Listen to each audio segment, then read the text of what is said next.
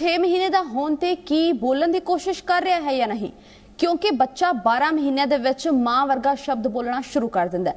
ਜੇਕਰ ਤੁਹਾਡੇ ਬੱਚੇ ਦੇ ਸੁਭਾਅ ਦੇ ਵਿੱਚ ਅਜਿਹੀਆਂ ਗੱਲਾਂ ਨਜ਼ਰ ਨਹੀਂ ਆਉਂਦੀਆਂ ਤਾਂ ਤੁਹਾਨੂੰ ਬਾਲ ਰੋਗਾਂ ਦੇ ਡਾਕਟਰਾਂ ਦੇ ਨਾਲ ਗੱਲਬਾਤ ਕਰਨੀ ਚਾਹੀਦੀ ਹੈ, ਕਿਉਂਕਿ ਤੁਹਾਡੇ ਬੱਚੇ ਦੇ ਵਿੱਚ ਔਟਿਜ਼ਮ ਦੀਆਂ ਨਿਸ਼ਾਨੀਆਂ ਹੋ ਸਕਦੀਆਂ ਨੇ।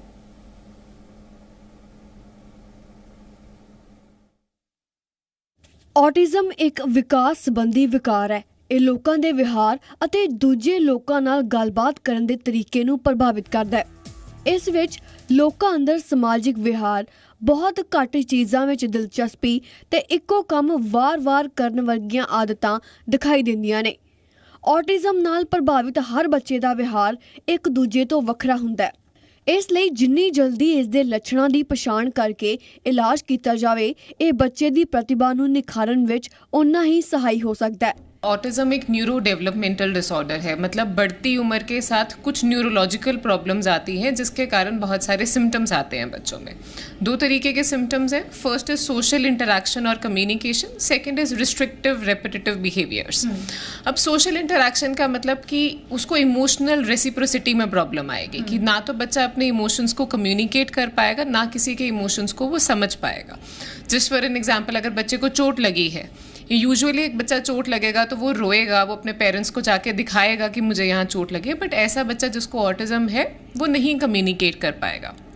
सेकंड, उसको कम्युनिकेशन में प्रॉब्लम आएगी। अपनी नीड्स, जो नॉन वर्बल कम्युनिकेशन है, अगर बच्चे को बोलना है कि मुझे गोदी उठा लो या मुझे प्यार करो या मुझे कुछ चाहिए, कुछ ऑब्जेक्ट चाहिए, खाना चाहिए, पानी चाहिए, बच्चा कुछ भी कम्युनिकेट नहीं कर पाता है और बहुत ही ऑड बिहेवियर्स रहते हैं।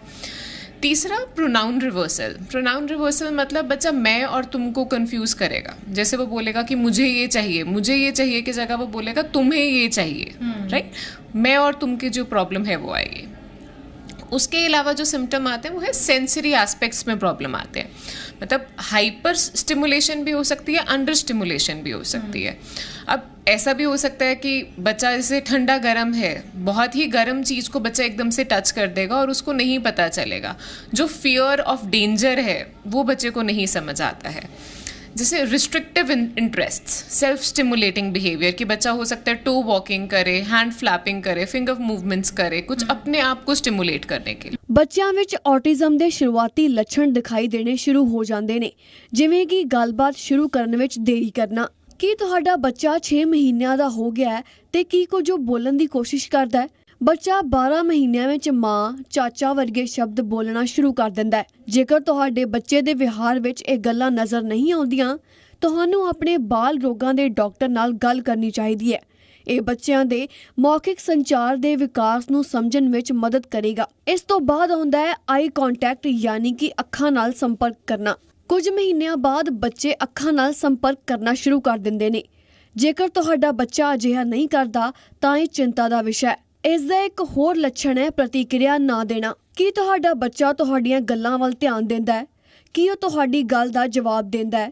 ਜੇਕਰ ਨਹੀਂ ਤਾਂ ਇਹ ਇੱਕ ਸਮੱਸਿਆ ਹੋ ਸਕਦੀ ਹੈ। ਬੱਚਿਆਂ ਦਾ ਕਿਸੇ ਚੀਜ਼ ਵੱਲ ਇਸ਼ਾਰਾ ਨਾ ਕਰਨਾ ਵੀ ਇਸ ਦਾ ਇੱਕ ਕਾਰਨ ਹੋ ਸਕਦਾ ਹੈ। ਛੋਟੇ ਬੱਚੇ ਕਿਸੇ ਚੀਜ਼ ਵੱਲ ਇਸ਼ਾਰਾ ਕਰਕੇ ਤੁਹਾਡਾ ਧਿਆਨ ਖਿੱਚਦੇ ਨੇ। जेकर तुहाडा बच्चा अजिहा नहीं करता तो डॉक्टर नाल संपर्क करो। ऑटिज़म के साथ साथ बहुत सारी साइकाट्री और मेडिकल कोमॉर्बिडिटीज़ एग्जिस्ट करती हैं यूजुअली। जैसे साइकाट्री में बोलूँ तो एंग्जाइटी, डिप्रेशन, उसके बाद ADHD, ODD, ID, मतलब ID का मतलब इंटेलेक्चुअल डिसेबिलिटी। तो यूजुअली 30 to 40% बच्चों में जो है बुद्धि की जो है कमी रहती है।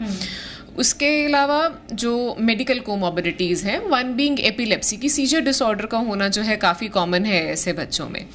तो जब हम दवाई से ट्रीट करते हैं तो हम कोमॉर्बिडिटीज़ को ट्रीट करते हैं। हम ऑटिज़म के लिए जो हम ट्रीटमेंट करते हैं दैट इज़ मेनली थेरेपीज़, कि हम बिहेवियरल थेरेपीज़ कर रहे हैं, स्पीच थेरेपीज़ कर रहे हैं, ऑक्यूपेशनल थेरेपी कर रहे हैं, प्ले थेरेपीज़ कर रहे हैं। अगर किसी बच्चे में बहुत ज़्यादा कुछ बिहेवियरल सिम्टम्स हैं, उसको जो है फिर हम दवाई से ट्रीट करते हैं। ऑटिज़म एक ऐसी बीमारी है जिसका बहुत लंबे समय के लिए ट्रीटमेंट चलता है, और अगर हम जितना जल्दी हम ऑटिज़म को डायग्नोज कर पाए उतना अच्छा है कि बच्चे का प्रोग्नोसिस बेटर हो जाता है। ਔਟਿਜ਼ਮ ਦੇ ਲੱਛਣ ਵੇਖਣ ਤੋਂ ਬਾਅਦ ਕਿਸੇ ਡਾਕਟਰ ਤੋਂ ਮਦਦ ਲੈਣੀ ਚਾਹੀਦੀ ਹੈ। ਆਪਣੇ ਬੱਚਿਆਂ ਦੇ ਡਾਕਟਰ ਨਾਲ ਖੁੱਲ੍ਹ ਕੇ ਹਰ ਗੱਲ ਤੇ ਚਰਚਾ ਕਰੋ ਆਪਣੇ ਬੱਚੇ ਦੇ ਵਿਕਾਸ ਬਾਰੇ ਹਰ ਚਰਚਾ ਕਰੋ। ਇਸ ਨਾਲ ਬੱਚੇ ਦੀ ਮਦਦ ਕਰਨਾ ਆਸਾਨ ਹੋ ਸਕਦਾ ਹੈ। ਜਿੰਨੀ ਜਲਦੀ ਹੋ ਸਕੇ ਇਲਾਜ ਸ਼ੁਰੂ ਕਰਨ ਤੋਂ ਇਲਾਵਾ ਤੁਹਾਨੂੰ ਬੱਚਿਆਂ ਦੇ ਸਮਾਜਿਕ ਵਿਹਾਰ, ਸਮਾਜਿਕ ਹੁਨਰ ਤੇ ਸੰਚਾਰ ਨੂੰ ਬਿਹਤਰ ਬਣਾਉਣ ਬਾਰੇ ਸਿਖਾਓ। ਚੰਡੀਗੜ੍ਹ ਤੋਂ ਪਵਿੱਤ ਕੌਰ ਦੀ ਰਿਪੋਰਟ, ਜ਼ੀ ਮੀਡੀਆ।